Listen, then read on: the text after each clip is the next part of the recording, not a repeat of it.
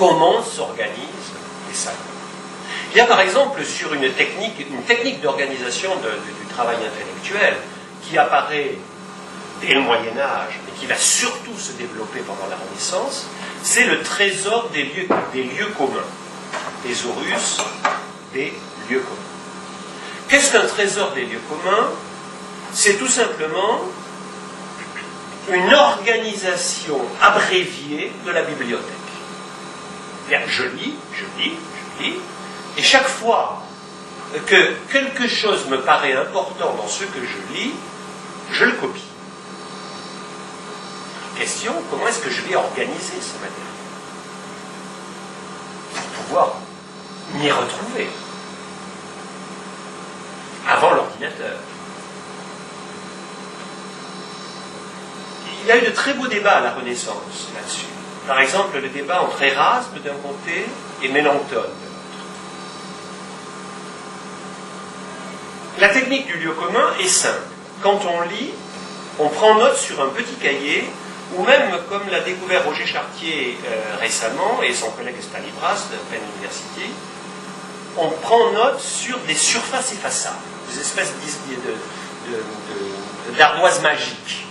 Hein, c'est-à-dire ce sont des surfaces enduites d'une pellicule de vernis sur lesquelles on peut écrire avec une pointe sèche et que l'on efface après en mouillant le doigt comme ça. Aujourd'hui, Chartier et Stalibras ont montré que Hamlet, quand il veut tout effacer de ses tablettes après avoir vu le spectre, pour y noter simplement « remember me », utilise une tablette de ce type. Hein, c'est-à-dire l'image qu'utilise Shakespeare et qui, pour tous les contemporains, va de soi, c'est cette tablette effaçable sur laquelle on note ces lieux communs. Intéressant, vous vous souvenez peut-être que Hamlet vient de l'université de Wittenberg, qui était le grande figure Mélenchon, un des grands théoriciens de l'organisation des lieux communs. Alors, technique de lecture du lieu commun. Je lis, je prends des notes. Ensuite, ces notes, je vais les transférer sur des fiches. Comment ces fiches vont être classées? Erasme dit par ordre alphabétique. Donc je vais prendre un thème, prudence, et chaque fois que je rencontrerai dans une de mes lectures quelque chose qui a trait à la prudence, je vais le noter sur ma fiche prudence. Et je mettrai après prudence tout ce qui suit sur la lettre P, etc. Mais Mélenchon dit non. Il faut organiser cela de manière encyclopédique. On est déjà sur un thème majeur de l'organisation de la bibliothèque. L'ordre aléatoire de l'alphabet, l'ordre organisant le monde de l'encyclopédie. Comment lit-on? Lit-on, comme disait Erasme, en quelque sorte dans une perspective d'ouverture indéfinie des relations entre les thèmes que permet l'ordre alphabétique? Ou lit-on simplement pour replacer ces lectures dans l'ordre du monde déjà fixé? Mélenchon, mais on est là dans la tradition luthérienne. Voilà de grandes révolutions. Peut-être que la technologie de la surface effaçable a favorisé l'utilisation des recueils de lieux communs, dont les derniers datent du XIXe siècle, mais qui ont été pendant très très longtemps la manière même de lire des lecteurs. Aujourd'hui, qu'est-ce que Google? C'est un recueil de lieux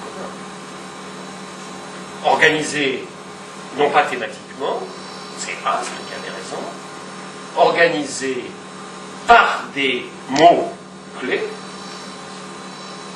et qui permettent effectivement de rassembler en un seul clic ce que Hamlet avait certainement mis beaucoup de temps à l'université de Wittenberg à rassembler sur ces petites fiches.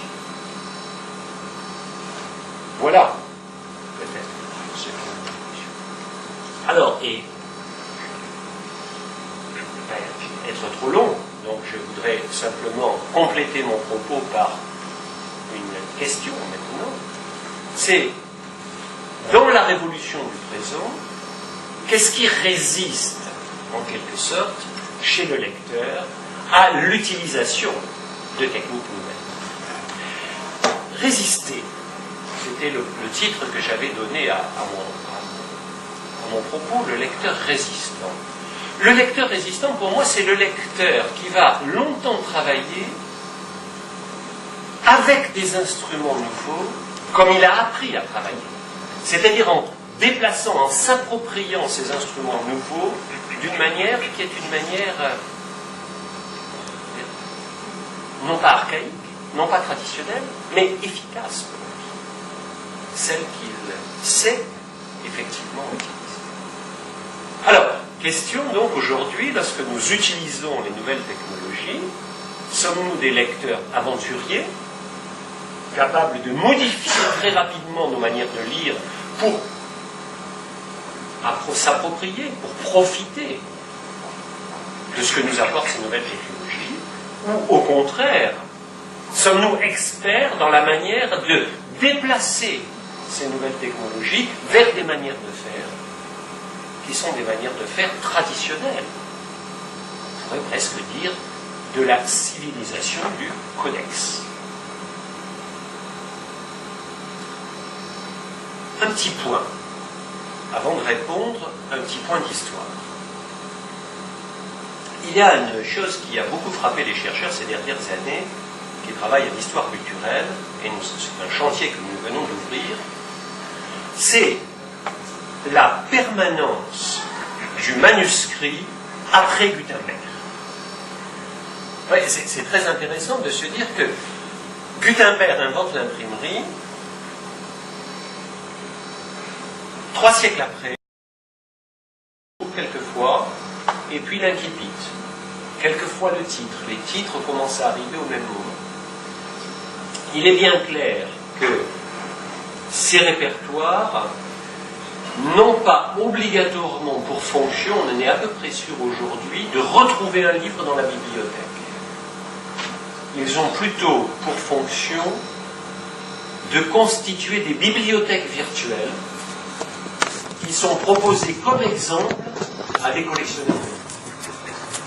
Ce qui laisse penser que très longtemps, la bibliothèque est restée à la taille des mémoires humaines et qu'il n'a pas été nécessaire de se demander où était tel livre. D'une certaine manière, ça ressemble un peu à nos bibliothèques personnelles, selon que l'on a plus ou moins de soins pour prendre l'habitude de remettre le livre au même endroit. Alors, les grandes bibliothèques arrivent au XVIIe et au XVIIIe siècle et commencent à poser des problèmes d'indexation extraordinaires. Mais très très vite, la question, et c'est pour ça que la question est très actuelle, très très vite, la classification par unité codicologique, par objet matériel, n'a pas été suffisante et on y a très vite substitué des classifications thématiques ou des classifications par mots-clés. On sait que Locke, par exemple, avait inventé tout un système dans sa propre bibliothèque pour organiser de cette manière ces objets. Et je dirais d'une certaine manière, la vraie classification des bibliothèques, c'est celle qui va se matérialiser aujourd'hui grâce à Google et aux systèmes similaires, c'est-à-dire des systèmes dans lesquels se combinent mots-clés, thèmes et repérage du lieu où se trouve l'unité bibliologique. Alors la question à ce moment-là qui devient très intéressante, c'est comment constituer l'homologie entre la catégorisation inventée par la machine ou par le documentaliste dans les années 30-40, on a de très belles discussions dans les années 30-40 chez les documentalistes qui travaillent dans les ministères pour organiser les répertoires de presse.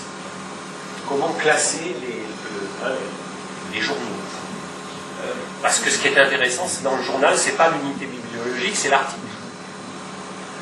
Alors comment organiser ça? Et on voit qu'on est sur un continuum qui vient très certainement depuis le thésaurus de lieu commun jusqu'à aujourd'hui. Parce que le thésaurus de lieu commun est un objet très très intéressant qui déjà nous conduit quasiment à ce que nous connaissons aujourd'hui. un thésauriste de lieu commun fonctionne en fait avec trois partenaires, hein, on pourrait dire. D'abord, le livre lui-même est préparé pour être traité par un thésauriste de lieu commun. Alors, de deux manières. D'une part, dans l'organisation rhétorique du texte, il y a toujours un moment où le lieu commun apparaît. Je redonne la définition du lieu commun. Un lieu commun, c'est le passage du cas particulier à l'universel. Donc on a évoqué un cas particulier, on en déduit une vérité universelle, qui est considérée comme pouvant être partagée par tous. Très souvent dans le livre, il y a ce qu'on appelle une manchette, hein, c'est-à-dire ce petit doigt, ce petit index dans la marge, qui pointe le lieu commun. Ou bien on a de l'italique, au moment où le lieu commun arrive. Donc en quelque sorte, l'éditeur prépare l'objet matériel pour être traité ensuite thématiquement. Et bon, le deuxième partenaire, c'est le lecteur. Mais le troisième partenaire, c'est aussi l'imprimeur, parce que très vite, à partir de la fin du XVIe siècle, on va imprimer des manuscrits de lieux communs appartenant à des personnes qui les ont constitués. Baudin, par exemple, en France. Et donc, on va retrouver comme objet imprimé ces espèces de grandes bibliothèques thématiques qui renvoient toujours à une unité bibliologique, à une unité textuelle plus que bibliologique, et en quelque sorte le système se coupe. Mais si vous prenez un livre du XVIIe siècle ou du XVIe siècle, il est très très intéressant de voir que vous avez en marge, en permanence, la référence, non pas bibliologique, mais la référence textuelle. Hein, en général, c'est le corpus des œuvres chrétiennes qui sert de référence. Il y a toujours de quoi retrouver l'élément sur lequel on a l'unité sur laquelle... Donc, moi je pense qu'on est dans un système qui n'est pas neuf. Hein, on est dans un système qui est très ancien et pour lequel aujourd'hui, peut-être, nos bibliothèques virtuelles d'aujourd'hui, qui ne sont plus des catalogues, c'est ça qui est très intéressant, ne sont plus des catalogues de bibliothèques. Et aujourd'hui, nous sommes en train d'apprendre à retrouver un livre par 2 mots ou 3 mots qui nous renvoient à 4 lignes sur laquelle nous avons une phrase qui recontextualise l'objet et puis un serveur, enfin un site qui va accréditer en quelque sorte la valeur de l'objet. Parce que j'imagine que vous faites tous comme moi, quand vous choisissez sur les 15 ou 20 pages que vous offre Google pour une indexation par 3 mots, vous allez regarder le site pour éviter les blogs, pour éviter, etc.